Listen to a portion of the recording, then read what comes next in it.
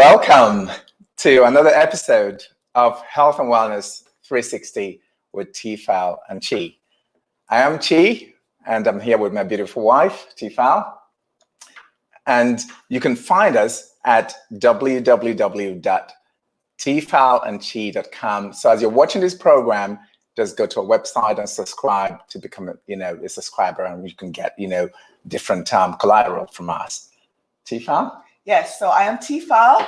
I am an infectious disease physician, a podcaster, an author, a wellness coach, and a mom. And I'm excited to be here with you today. Yes, it's going to be a fun session today. It's going to be fun and interactive. So we're looking forward to, having, back and forth with the, audience today. Thank you for being there. Thank you for following us as always. Yeah. And please drop in where you're joining us from. Let us know where you're joining us from. So today we're going to be talking about a very important topic, longevity, and what are the tips and traits of people who live long and healthy lives. So we know that age is a number, and there's a chronological age, which is the age on a driver's license, and a biological age, how well our cells are doing and what's going on. So today we're going to be talking about longevity.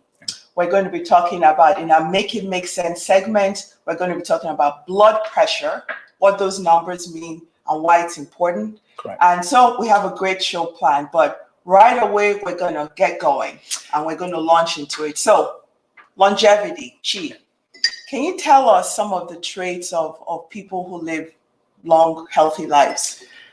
Thank you, TFal. So when we talk about longevity, we're not just talking about living to a long, healthy life, but living life healthy and having, quality of life as well.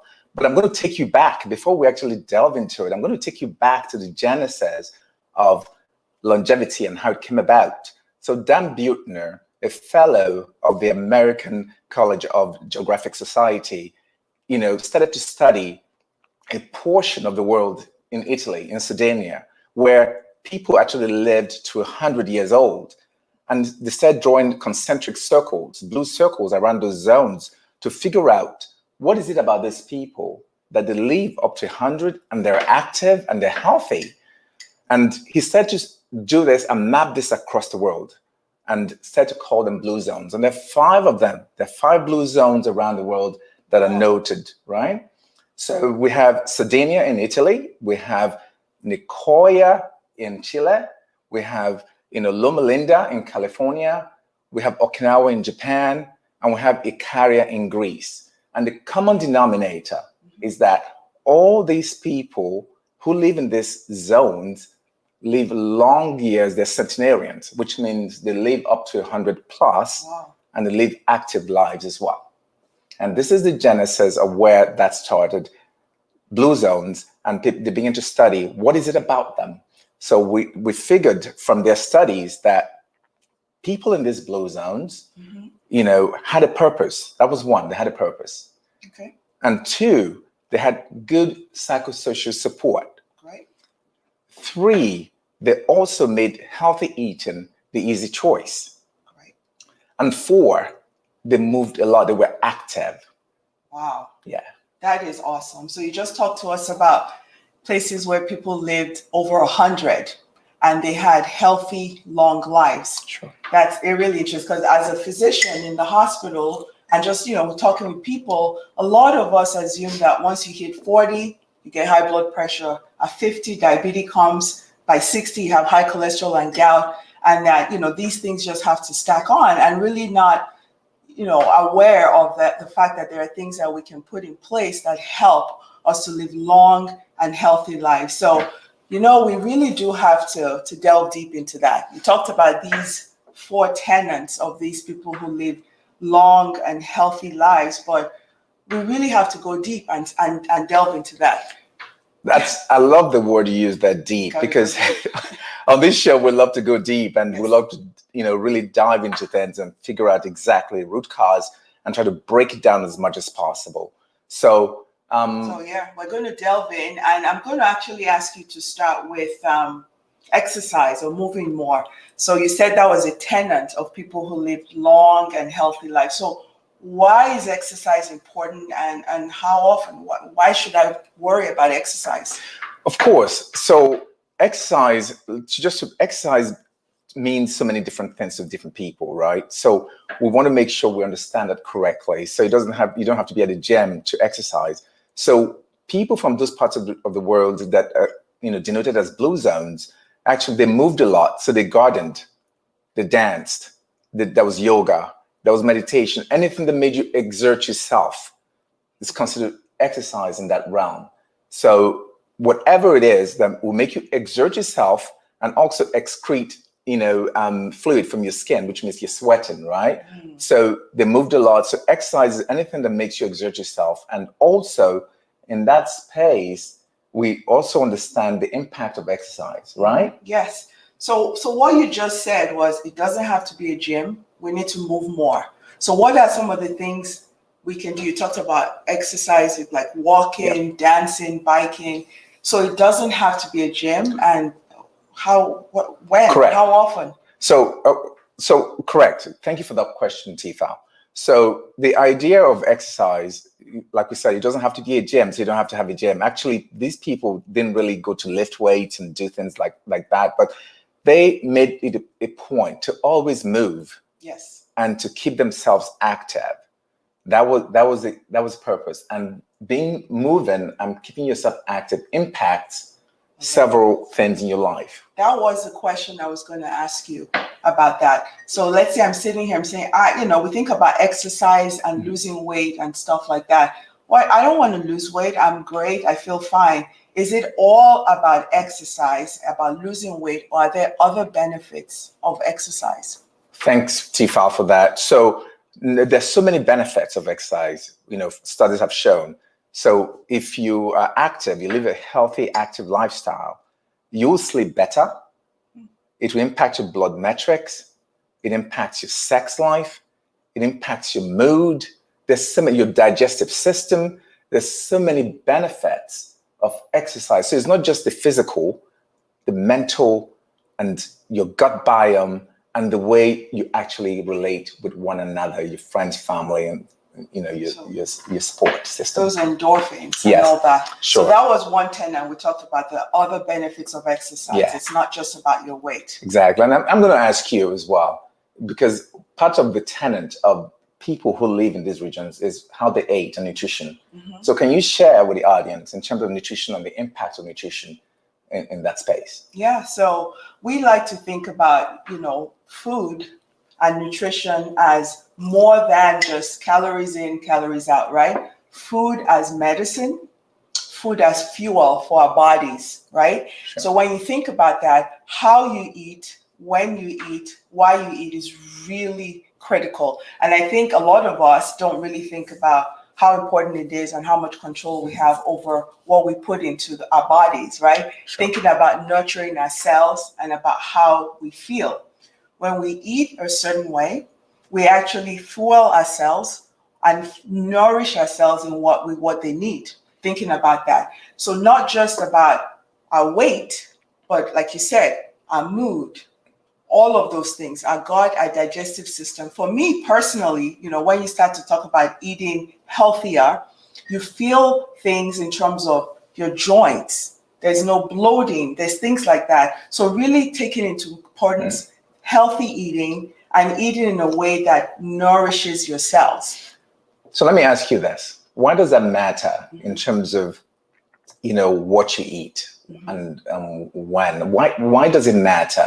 Because oftentimes, that sometimes we subscribe to, let me eat X amount and, because I'm going to walk out and I'm going to get rid of it. Why does it matter what and when and how? Correct. Exactly what you said. It really matters because we're thinking not just about what we're eating about why we're eating it at that time and how, right? The time, because our cells need time to repair, digestion, what we're putting into the body, and eating healthy, knowing that it's not just a time-bound thing because I'm trying to go on vacation, because I'm trying to do something, and not really about weighing things or counting or tracking. Looking at what is sustainable in how you eat, right? Not counting.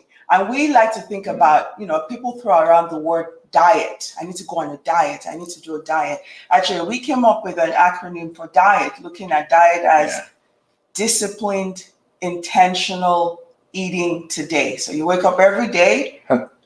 Honey, can you please repeat that again for the audience, please? I just want them to understand. Can you repeat that, please? Yeah, we to take back that word diet and look at it as something that is an active thing that you do every day.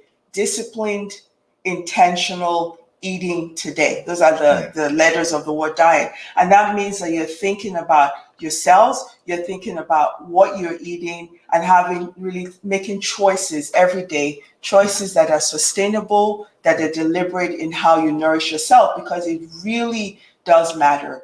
And that tie in between what we eat and chronic diseases, right? Like high blood pressure, diabetes, high cholesterol, and how those things marry, and how the importance of what you eat helps in managing those things or preventing them. Perfect. This is going to be music to a lot of people's ears, right? Because a lot of times we do hear that, we have to count these calories and all that, right? Mm-hmm. Yes. So, but with the lifestyle and the kind of things we do with, our one-on-one coaching and our corporate coaching, is that we talk about, just living a lifestyle where you don't have to count, but understanding and, the import of the kind of nutrients that go into your body, right?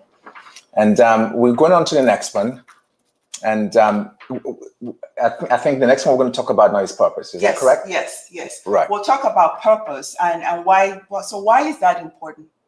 What you talked about, people who are in those zones have purpose, and why is that important? So what we found from studies of, those who have done this is that in that part of the world, or in those parts of the world where, that are considered blue zones, purpose means being able to understand how to get to your mission, how to get to your journey, to the end of that journey. For instance, my purpose and why it's important to me is to live a long, healthy life, to be able to spend quality time with my wife, our children, and give back to society, just like we do on a daily basis, trying to impact society with what we do and the messages we share.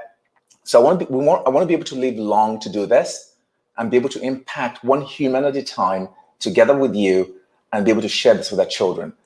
That's our purpose. So as we move along in this discourse, could you please, type in the chat box what your purpose is, wherever you are in the world watching us today. Mm-hmm. Type in what your purpose is and your why, right? So This is what I found. And I think another level, we're going to go down to the fourth one, was psychosocial support. Mm-hmm. Can you talk about why psychosocial support was important to this part of the world and why it's important? It is. Thank you so much for asking, Chi. So that was that fourth tenet in terms of psychosocial support. And what that means is we know the importance of social support and having positive people around you, right? Being in friendships and relationships where you have people that empower you, that nurture you, right? That validate you and allow you to fulfill your purpose, right? Sure. We know the importance of stress on our immune system, the importance of stress on blood pressure, the importance of stress on a lot of things. So when when there are negative relationships or things that deplete our energy, it affects a lot of things: our mood, our sleep, our purpose, our ability to exercise or eat well. So it's really important, that psychosocial support. And sometimes that support also comes from within, where you think about, what do I need to put in place with who the people are around me? How do I remove myself from situations that deplete me?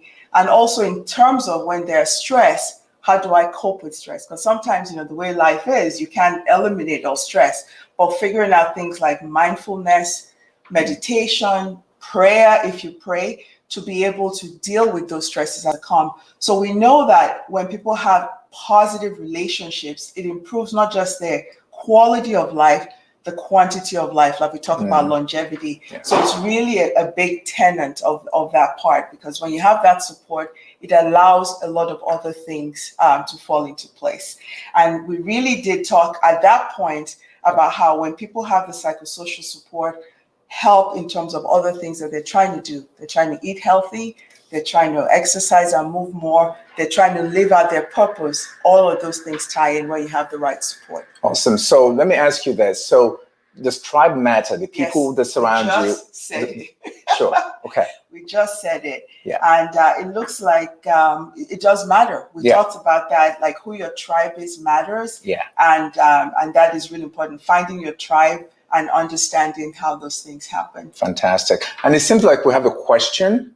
Yes. It seems like a question has popped up there. Yes, we haven't seen it. Let's see if that question comes up.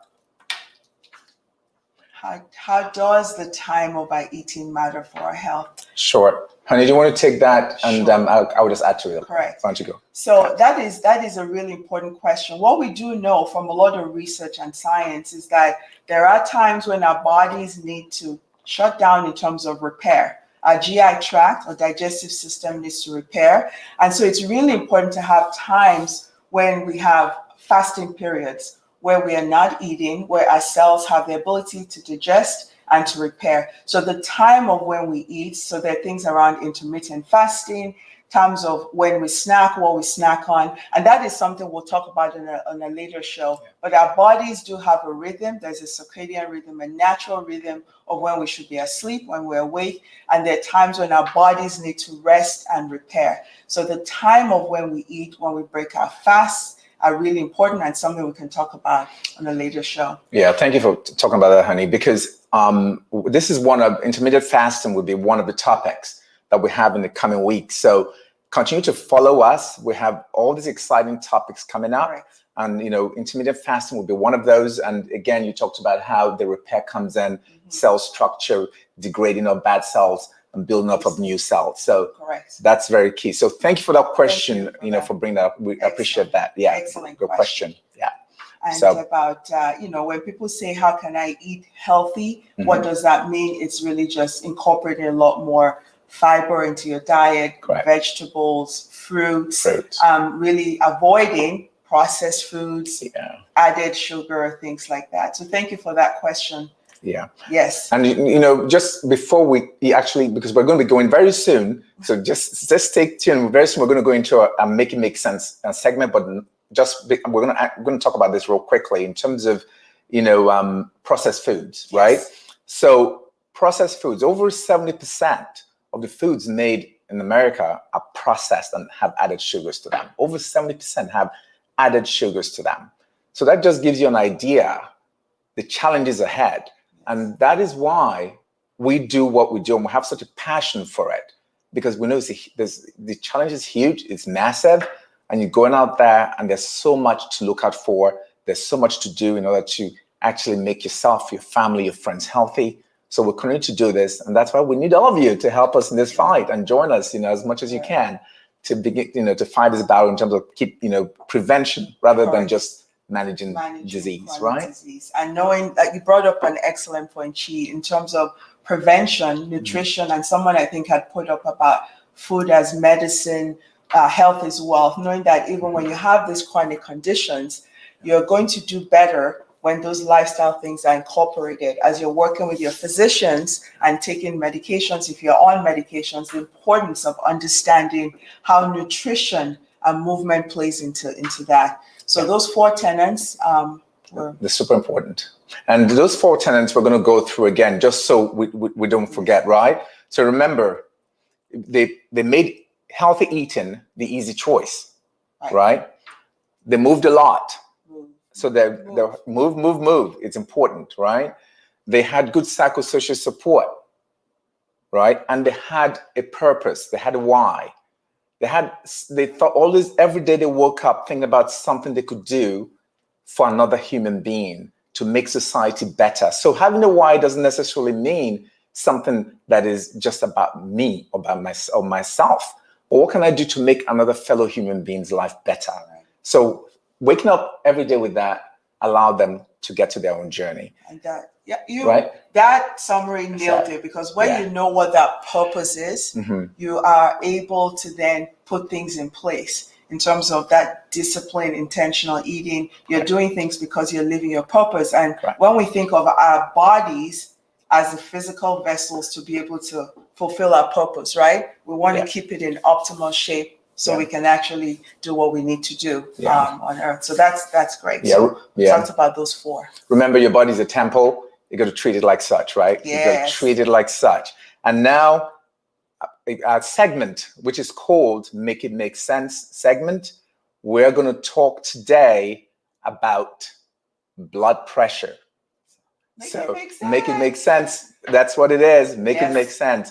And on this segment, what we like to do is literally take a subject and break it down, make it so simple to understand. We know today, when we talk about blood pressure, we know today that 1 in 3 Americans suffer with issues of high blood pressure. 1 in 3. 1 in 3. And that number actually gets worse in middle age, becomes 1 in 2 Americans, So, and cost-wise, over $131 billion spent each year on high blood pressure alone. In the U.S.? In the U.S. And if you broke it down to each person, it's north of $2,000 a year. So, TFal, I'm going to ask you, can you give us a synopsis quickly about blood pressure, high blood pressure? Oftentimes we have words thrown around like systolic, diastolic. Just break it down. Break it down, yeah. I'll be happy to. So those numbers are staggering, and it's unfortunately true. So we're going to break it down, right? We'll take that blood pressure, right? What is blood pressure? Blood pressure is really the pressure in which your heart is pumping against, right? So if we think about the heart and your arteries and that pressure, so the higher the resistance from those vessels within that pipe, which are your arteries, the higher your blood pressure. So we've all seen blood pressure numbers on our charts when you go to Walgreens, anywhere, right? There's a top number, which is the systolic, and there's a bottom number, which is the diastolic, right? The top number or systolic is the pressure in which your heart is pumping against, the pressure in the arteries your heart is pumping against. And the diastolic, or the lower number, is the pressure in between beats, the pressure in the arteries. So the more resistance there is, the higher the pressure. So 120/80 or less is what our goal is. Get that? 120/80 or less is what you want. Now, when you have a number that is 120 to 129 in that top number, that is elevated blood pressure. Once you're over 130, so 130 to 139, that is stage 1 hypertension. And that bottom number, 80 to 89, stage 1 hypertension. And anything over 140/90 is stage 2 hypertension. And I say that because before, a couple of years ago, we used to wait until 140/90 before we said hypertension. So when people say I have a touch of blood pressure or a little, there's not a touch of elevated blood pressure means, I need to start putting things in place. And once you're over 130, that is the definition of hypertension. Fantastic. Thank you for breaking it down like that. And before we move on, I want to ask you a couple of questions. So you talked about pressure against the arteries, right? Sometimes and oftentimes we think that it impacts some arteries in our bodies. Can you tell us what arteries do high blood pressure impact in the body?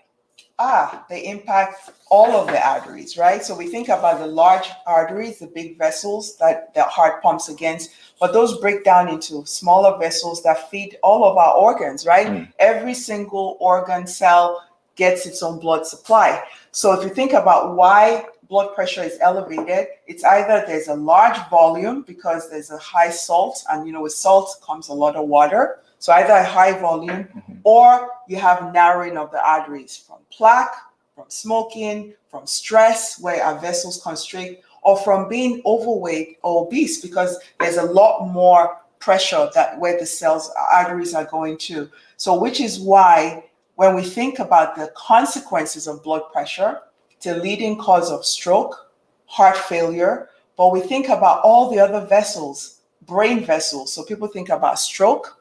It's associated with dementia because parts of the brain are not getting blood. It's associated with kidney disease, a cause of kidney failure, vascular disease, erectile dysfunction, because all the arteries, our eyes and blindness. So when that pressure is elevated for years and years, a lot of people don't even know they have high blood pressure. There are consequences and damage to a lot of organs. Thank you for sharing that, because oftentimes we feel that it's just some arteries. So it's from all the arteries from the top to the bottom. Exactly. So it impacts everything. And you actually talked about ED, erectile dysfunction. So oftentimes we don't know, but that is a huge issue in that space as well. So what can I do if my blood pressure is high? Because as we're moving, we have about 5 minutes left in the show. So can we talk about quickly, what can we do if we have high blood pressure? So if you have high blood pressure, a couple of things you can do is obviously make sure that you're in care, and make sure you have a time to follow up with your provider about how often that needs to be checked. You can get a home blood pressure machine, because it's important to also keep track and take power in terms of ownership of that. You need to exercise. Exercise improves vasculature, and it improves your weight. Nutrition, low salt diet or eating, incorporating foods that have potassium into your diet, because that helps. Managing stress, because stress involves constricting our vessels. Weight management, exercise, moving more, being adherent with your medications, and also measuring and doing all those things. Cutting back alcohol, quitting smoking. Those are a lot of things you can do, but really avoiding tinned and canned foods that add a lot of salt and sodium, avoid processed foods, and eating a lot more vegetables and fruits, and following up with your physician. So cook your own food, avoid processed foods in the stores and all that. That's key. I know the question came up about what is low blood pressure.